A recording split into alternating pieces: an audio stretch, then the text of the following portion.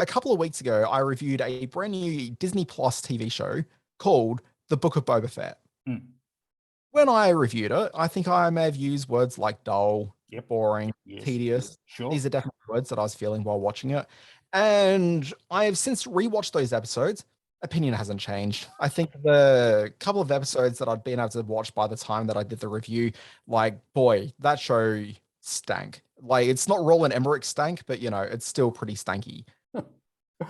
However, the show has done something really unique in the last 2 weeks, which is that the show took its premise, it took its cast of characters, and it said bye-bye, and then just completely shifted direction to be 2 episodes of The Mandalorian. And boy, the show's been entertaining, Simon. It has been such a dramatic improvement. I could not have been more thrilled by the last 2 hours of that TV program. And to the credit of the Book of Boba Fett, episode 4 of that series, where it stopped being about Boba Fett heading off for a men's retreat, sort of, you know, coming to terms with his inner masculine self while hanging out with sand people. Like, as soon as they ditched that element of it, and it was really about him meeting up with the Ming-Na character, who I can't think of the character's name. It's like what is it? Fennec.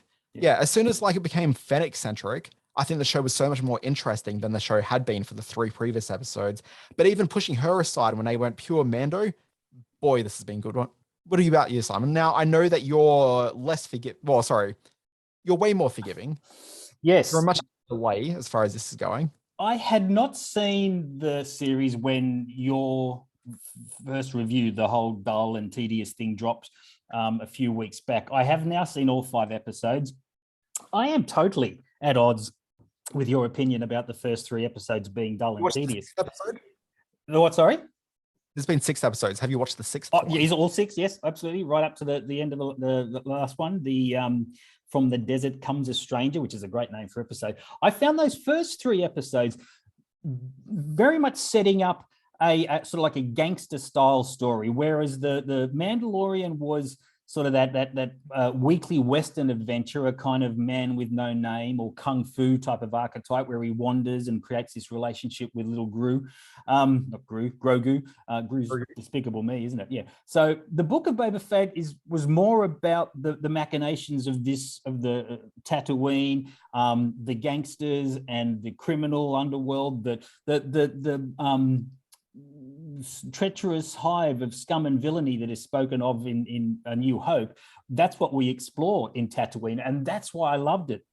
This is embracing the very first Star Wars film, the Star Wars A New Hope, and opening up all those doors that were just hinted at in the series up to now. So the Book of Boba Fett takes this character, and I love Tem Morrison as the lead character, and I love the relationship that he has with Ming-Na Wen as Fennec as well. So those early episodes, yes, they were different from what we've seen so far in the Star Wars universe, and they're certainly different from what we've seen from The Mandalorian, but they were more complex storytelling. They were more interesting characters. They set up a world that seemed fully fleshed out to me, whereas, and I enjoyed The Mandalorian, but I think I said at the time that this is kind of week to week sort of, you know, journey television. They walk here, they walk there, they fight this person, they fight that person. I just find there's more to the Book of Boba Fett than has maybe been picked up on. And we should point out 145 critics have rated it on Rotten Tomatoes, and it is at 85%. So it is getting some critical backing, you know, from the critics out there. So I'm just going to have to, you know, differ on this one with you, my friend. Well, look, I mean, I can only speak to the anecdotal evidence of almost every single person online referring to this as a snooze fest. It's not a snooze fest at all. You know, it's really interesting. And addressing what you actually said, all right. I think if the show had focused on it actually talking about the crime elements of Tatooine and actually being the gangster series that you're purporting it to be, I think I'm completely on board with that. And those segments of the early episodes did work, but way too much screen time every episode. And it was about 2/3 of every episode was dedicated towards showing flashbacks of him hanging out with sand people. And none of that was worth watching. None of that was worth my time of spending 3 episodes watching any of that business. Oh, And it sort of seemed that as soon as they actually started delving a little bit further into the modern day, which is where episode 4 kind of kicked in, that's when the show felt a little bit more lively and actually started working. But instead, what you've got is a central protagonist who has no real character to speak of. He was a very cool costume previously. And so this is an opportunity to actually build that character into being something. But even now, I don't understand what he's about. I don't understand motivation. I don't understand what drives him as a character. None of that is there. We spent next to no time with him actually engaging in any of the crime world elements of it. It seemed as though that was bookending the Sand People storyline. So that isn't really quite there. And as soon as they got rid of the Sand People from the story and they could actually focus and double down on the crime gangster elements and become a crime gangster show, they jettisoned that entirely to focus back into being a Western and focused entirely on the Mandalorian character, who had not been introduced into this series at all up until this point. It seems as though they just brought like disparate scripts from another project sitting around. And I got some theories on that. We'll talk about that in a moment. But it seems as though they just brought some scripts from another series and just tacked it onto this because what they had previously was not working as a show. There'd been crossover already. Boba Fett had been in some Mandalorian episodes, so crossover wasn't a brand new thing to the two series. I would point out that the Tusken Raider element, as with the Jawa element, as with the Womp Rat element, we finally got to see what a Womp Rat looks like. These are all elements that speak to the fan. This is the same sort of debate I've had with a lot of people about the movie Rogue One. Now, Rogue One is, for me, outside of Empire and A New Hope, the best Star Wars movie because it speaks directly to the building of mythology and building of the legend and building of that initial sort of Star Wars universe. And I think that's where Boba Fett falls. Fan service wank, but go for it. Sorry, what then? And leaning entirely to fan service wank, but sure. But isn't that what Mandalorian's doing? No, okay. Well, the problem with, so looking at the film on its own terms without bringing into the rest of the Star Wars myth, the problem with Rogue One as a movie is that the entire film is about this troop of soldiers that have been brought together to embark on a mission, which is a suicide mission. Okay, so we know from the outset, and we know this because we have heard stories of this crew in, which film was it? It was Return of the Jedi, I think they make reference to them. Okay, so we know that there's been failed efforts to be able to do it, and we knew this was going to be a failed mission. So the entire film needs to be about seeing these characters making the ultimate sacrifice. And that is what happens. But by the time you reach the end of that movie, you don't actually really know who most of those characters are because the film has spat away any opportunities to actually know who any of these characters are. So the entire film is building up to the death of these characters. And when it happens, it's like, well, who cares? Because I don't actually know anything about you. No. See, from the perspective, and this is a really interesting debate, and I hope it's interesting to people who are watching and listening, but there is a real division between fans that come from a certain perspective on Star Wars and Empire and Return as the key trilogy, and those that maybe come after it. And for me, Rogue One was exactly in line. And director Gareth Edwards has spoken at length about he was a student and a scholar of those early films, and he has and with Rogue One he created and crafted that, and the Rogue One debate can go on at some other point, but with regards to the Book of Boba Fett, we're speaking of the world of Tatooine, which I know that you said during the week was you got some idea of why Luke Skywalker wanted to get off the planet because it was so boring to him, but he also had a very complex and rich personal life there. He had his friends, he had his family, and that all comes out in the Book of Boba Fett, that bond that he and the first film had to the desert planet. What we're seeing now is what we could have indulged with if George Lucas's camera had stayed on Tatooine after Han Solo and the Millennium Falcon blew off into outer space. If we'd have seen this world unfolding, it would have looked like the Book of Boba Fett, and I think that's why all these elements play right into why I love the first Star Wars films. But like, this is kind of like you saying, oh, this is the fan fiction version of something. Like, I'm actually after like a text which is working as a text on its own. This is the problem with the Book of Boba Fett. Has the exact same textual problem of Rogue One, which is what I was trying to get to before you started going on to fan service bank.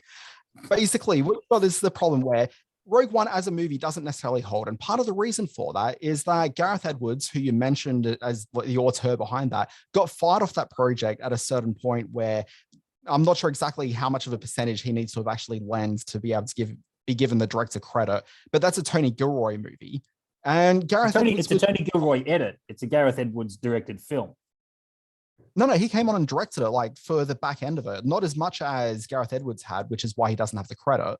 He was taken out of the film because Gareth Edwards was sticking very closely to the original mythology of Star Wars, and what the Star Wars producers wanted to do was to take the franchise into a more modern, a more newer direction, follow more the last couple of films.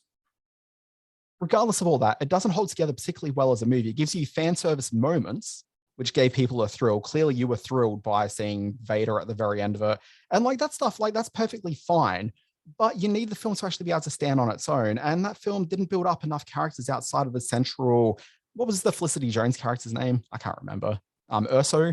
Yeah. I think that's his name. Yeah. Yeah. Like you got Urso, but then you got these other characters on the side who just weren't given any moments. They weren't really given enough time to actually be built up. Thematically, it spoke to the series more than any other add-on project of the Star Wars Empire had. It had the legacy of Father, the legacy of Father. That's pretty... Hey? Like, most of the add-ons have been terrible movies. So like saying this is the best of the lot of them is some pretty faint praise. I think it's well and truly probably only second to Empire as the best of any of the Star Wars films. Okay, well, you're clearly drunk, but... I'm not at all. No, I think there is a huge groundswell of support for the Rogue One because it so connects with... And it's not fan service. It's not fan service if it captures the spirit and if it captures and if it understands most precisely what those first few films are about. See, I don't think it does understand what it's about, but we're getting away from the actual point of the conversation here because I can see you're an immovable force on this. And I'm an immovable force because I know that I'm right and you're just terribly wrong. But what I wanted to get to in terms of the actual conversation, talking about the two recent episodes of Book of Boba Fett, where they course corrected and thought, you know what? Let's not continue with the storyline that we've been telling. Let's entirely just jettison that to go and do something entirely different, because you can't argue and say they haven't done that, because that's absolutely what they've done. What I think we're watching here, and this is my theory, I've got very little to actually support it, but from the various bits of nuggets I can grab onto, I think that I'm right with this, which is that this series was in pre-production, if not into various other states of production by the time they actually announced it. So at the end of the last season finale of The Mandalorian, we saw a title card coming up saying, this continues on in the Book of Boba Fett. So we knew this was going to be the next step of things. So they were kind of locked into it at that point. But what happened between that bit of video right at the end of The Mandalorian and the beginning of the Book of Boba Fett is that you had some behind the scenes turmoil take place where a certain star of The Mandalorian had said a couple of Holocaust-y related things, and so she was removed from all things Star Wars. Now, as soon as that happened, it meant that the TV show that she was set to go off and star in, which is this thing called Rangers of the New Republic, that's the name of the show. So this was an announced TV show that was supposed to be coming. Suddenly, that was canned. So what they did, there's a quote from Kathleen Kennedy, who's the producer of all things Star Wars these days, and she said that elements of that series would be incorporated into the new season of The Mandalorian coming. But I reckon that they've taken some elements that were supposed to exist in that series and have brought it over to Book of Boba Fett. And these are the two Mandalorian episodes that we've seen, because those two are so much more in line with the Rangers of the New Republic idea than they were of the Book of Boba Fett. They take place entirely away from Tatooine, which is where that series is supposed to be taking place, and instead are just layering in other stuff. In fact, one of the characters that I suspect was supposed to be a Rangers of the New Republic series makes an appearance in there, which is the X-Wing pilot played by Mr. Kim from Kim's Convenience. Like, it sort of seems Rangers of the New Republic episodes that have just been squeezed in. So what I'm very curious about is I've never seen a TV show which has so blatantly looked at the material that they've already put in the can and said, hey, look, let's get rid of what we're doing entirely and just go in an entirely new direction. And it's one thing to do that 12 episodes into a 24 episode season or something like this, but this is never going to be more than 7 episodes. And to reach episode 5 and say, well, 5 and 6, let's just do our own thing entirely. And then we'll try to find a way to connect the tissue back in episode 7. Like, this is wild. I've not seen a TV production do it. And that all may be true. We don't know that. Given that they may be using the unfolding first season of the Book of Boba Fett to correct some issues they had with Gina Carano's and her sacking from the series, and to keep elements of Rangers of the Republic or whatever it was called alive. Maybe that's happened at the expense of the Book of Boba Fett. I'm certainly not. To the extent I say benefit too, but sure. I'm absolutely not certain that the shift in direction, and if what you're saying is true, that the introduction of the Mando and these 2 episodes, which are primarily about him, that may not be at any kind of fan kickback to the first 3 episodes of Book of Boba Fett. I think it may just be something that they had to pivot and react with after the Gina Carano controversy. So yeah, that just may be forced upon them, and the spin we're putting on the first 3 episodes of Book of Boba Fett is unfounded. I thought they were perfectly pitched and well played drama that spoke to, fans of the series. Sorry, I just fell asleep because I was thinking about that first episode again. Yeah, you should watch it again. Stranger in a Strange Land is a great first episode. I've watched it twice. I hated it the first time. I hated it even more the second time. It gives great backstory to a character that we knew very little about, who we didn't know anything about other than the cool costume, as you say. So to create this full backstory using some of the most iconic figures of the original Star Wars universe, boom, hit. Hashtag better than Mando. There you go. Okay, look, I don't even know how to process this.